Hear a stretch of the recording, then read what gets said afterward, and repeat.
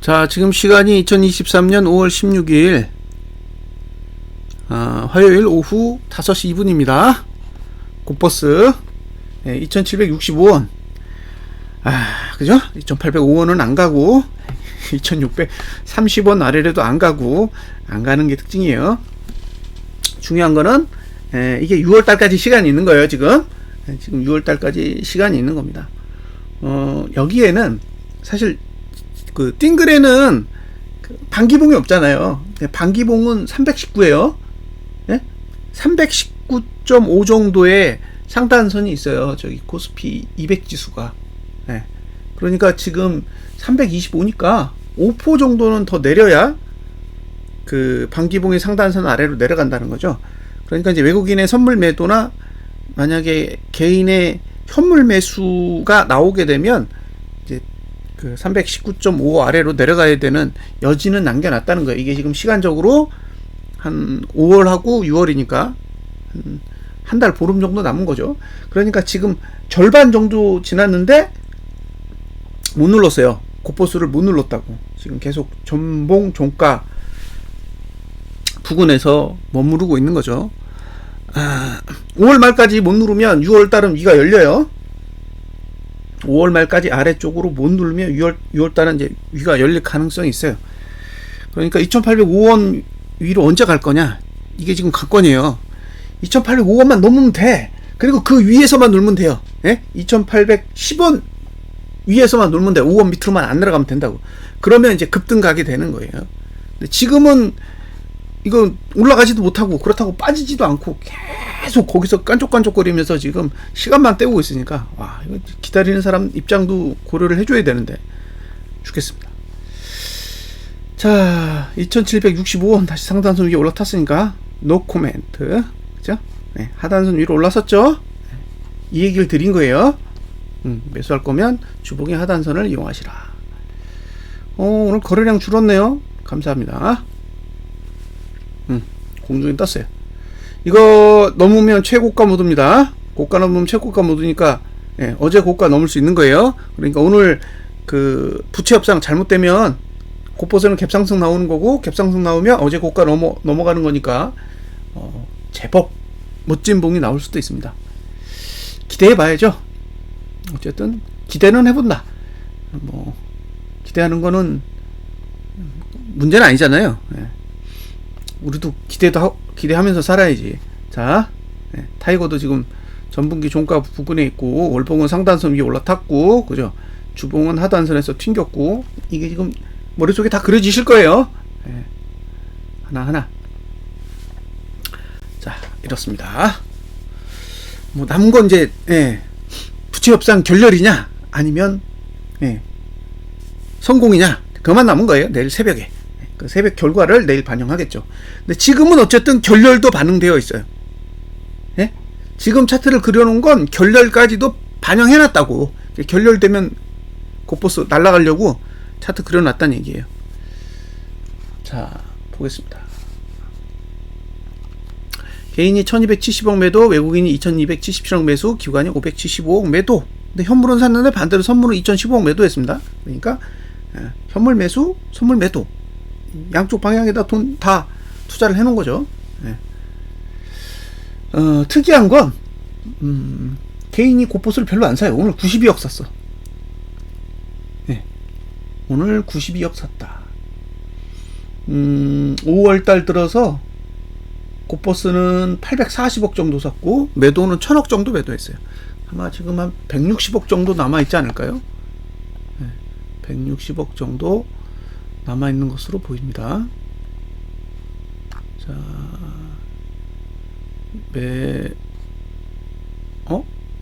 5월.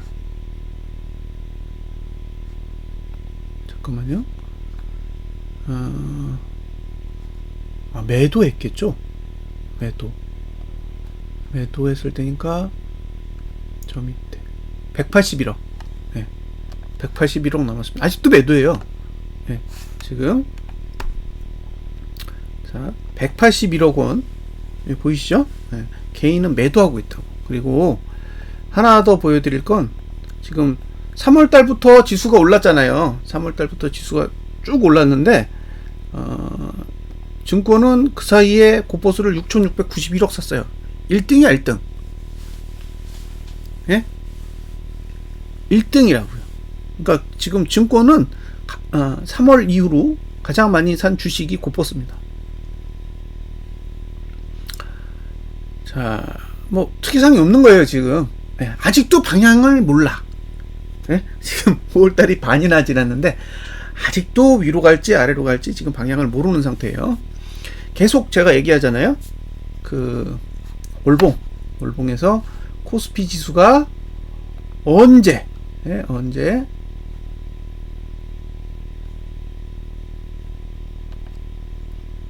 그 기준선 26 거기로 가느냐. 저는 그것만 보고 있어요. 후행 스팬이 기준선 26 2350입니다. 이 아래로 내려가는 게 언제냐. 4개월 안에 내려가야 돼요. 5, 6, 7, 8. 5, 6은 2350이고 7, 8은 2377이에요.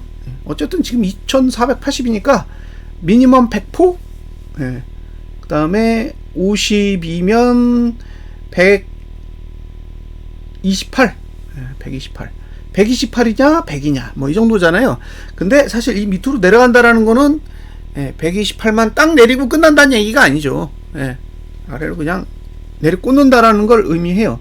그러니까 이게 밑으로 빠져가지고 내린다라는 건요, 단순하게 128포인트만 딱 빼고 오른다는 얘기가 아니에요. 이거 여기서 128포인트 뺀다고 생각해 보세요. 그러면 월봉 다 망가져요. 월봉 싹 다 망가진다고. 그러니까 상승 추세가 그냥 아웃되는 거예요.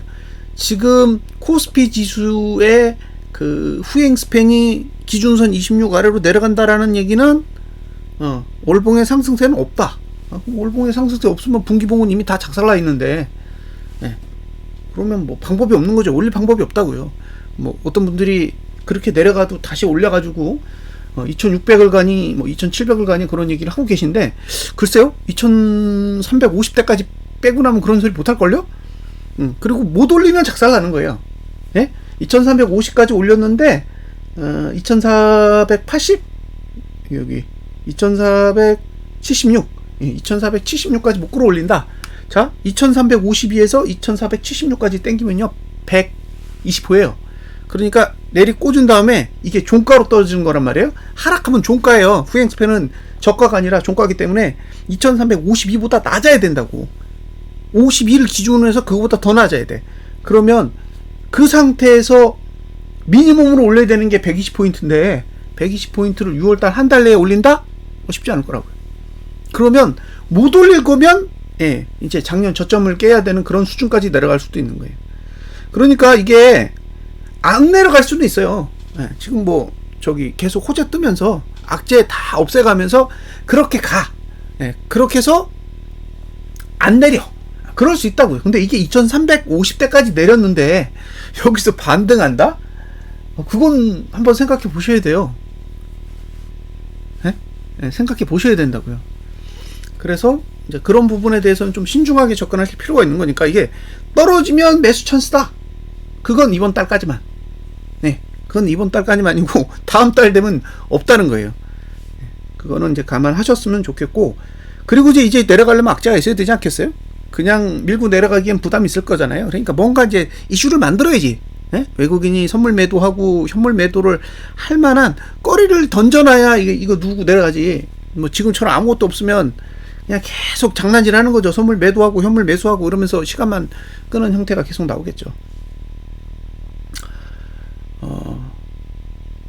왜 이렇게 버티는지는 잘 모르겠습니다. 지금 나스닥 100 지수도 연봉상 볼린저 밴드 20 상단선 넘었고, 뭐 필라델피아 반도체 지수는 말할 것도 없고, 조금 더 오르면 이제 다우 지수나 S&P도 넘어가요. 그러면 제 기준엔 2000년 초반에 그때도 볼린저 밴드 20 상단선 넘은 건 다 내리 꽂았거든요. 그러니까 저는 과하다고 보는 거예요. 그러니까 이게 안 떨어질 수 있다. 이거 동의해요. 지금 상태에서 안 떨어질 수 있다. 그걸 동의한다고요. 그러니까 상승하려면 안 떨어지는 방법을 쓰는 거지. 올라가는 방법이 아니라 안 떨어지는 거예요. 왜? 지금 5월이잖아요. 앞으로 7개월도 올라야 된다고. 그러니까 7개월 동안 더 오르려면 어떻게 해야 돼요? 지금 많이 오르면 어차피 떨어져야 돼. 과하기 때문에. 그러니까 계속 이 상태를 유지하는 거죠. 찌질찌질하게 계속 가면서 그렇게 갈 수는 있다는 거예요. 근데 여기서 무리하게 쳐올렸다? 그러면 이걸 유지할 수 있는 방법이 없어요. 예? 여기서 무리하게 쳐올리면 유지하기가 힘들다니까요. 지금 필라델피아 반도체 지수가 딱 그 짝이잖아요. 무리하게 쳐올렸는데, 예. 그러니까 일단 내려야 되잖아요. 내렸다가 어제 말도 안 되는 상승했죠. 예. 그만큼 위험 부담이 있다는 거예요. 그러니까 지금 가격은 다 과하다요. 지금 지수의 위치는 전부 다 과한 상태이기 때문에 뭔가 트리거가 있으면 딱 주저앉기 좋은 자리인데 트리거가 없죠. 자, 우리나라 증시에서 코스피 200 지수가 선행 스팬이 후행 스팬이 기준선 26을 대대했는데 코스피 지수가 대도 안 낸 적 없습니다. 없어요. 그러니까 저는 날 거라고 봐요. 이게 이번 달에 나느냐 다음 달에 나느냐 아니면 7, 8월 달에 나느냐, 나긴 날 거라는 거죠. 근데 기본 100포는 예, 내려야 되는 거잖아요. 지금 위치에서도 100포는 내려야 된다고요. 그러면 100포면 기본 4%예요. 고버스로 8%입니다. 그럼 8% 마진을 먹고 가는 거예요. 그러니까 지금 뭐 지수가 오르든 말든 예, 들고 갈 수밖에 없는 거죠. 8% 마진이 있는데 그 마진이라도 노리고 팔아야지 그냥 팔 수는 없잖아요. 그리고 지난번에 설명했던 것 같은데 후행 스팬이 기준선 26을 대드내지 않은 상태에서 지금 선행 스팬 1을 뚫고 올라가는 케이스도 거의 없어요. 왜냐하면 이건 데드냈다가 골드내야 되는 케이스거든요. 그러니까 지금 코스피 200 지수는 그 케이스가 맞아요. 예? 여기는 데드냈다 골드냈잖아. 그러니까 데드냈다가 골드내니까 여기를 뚫을 수 있다고.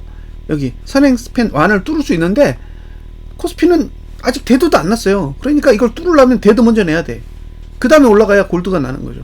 그러니까 얘는 지금 차트를 엉망진창으로 그리고 있다는 거예요.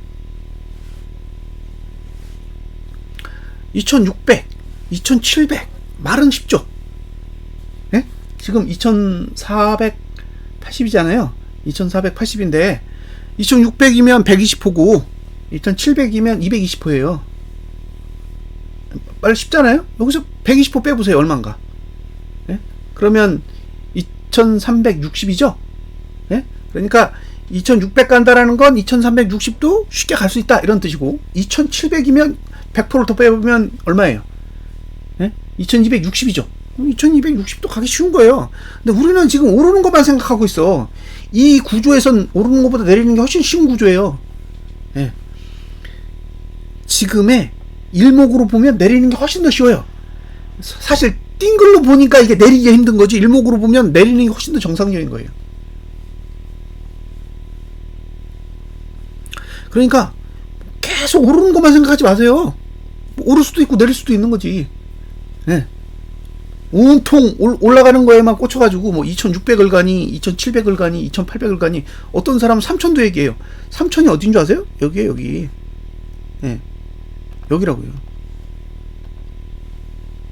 네. 3000을 간다고?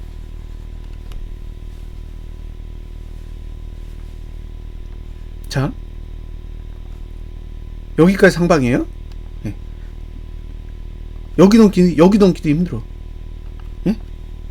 2700 얼마예요, 이게? 2720? 예. 이것도 넘기 힘들다고요. 이것도 넘기 힘든 거예요, 지금 구조로는. 예. 3000.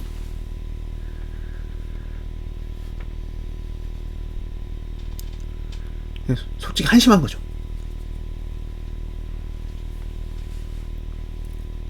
네.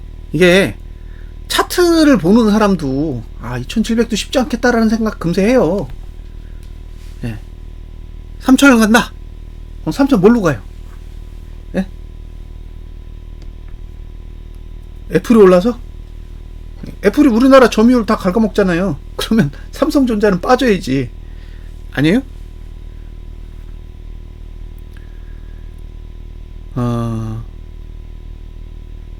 올라갈 수도 있고 내려갈 수도 있지만 어쨌든 합리적으로 접근해야 될 거 아니에요. 예?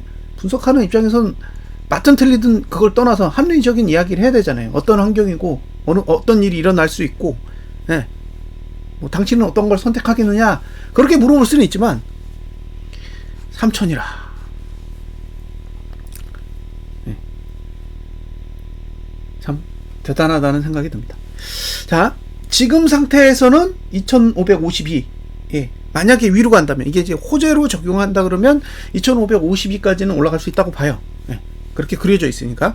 그리고 2552 이상 오버슈팅한 부분은 어쨌든 월말이 되면은 돌려놓을 가능성도 충분히 있다라고 생각하고요. 이제 반대로 이게 하락 쪽으로 내려 꽂으면 최대로 가면 2352까지 봐요. 최대로 간다면. 예.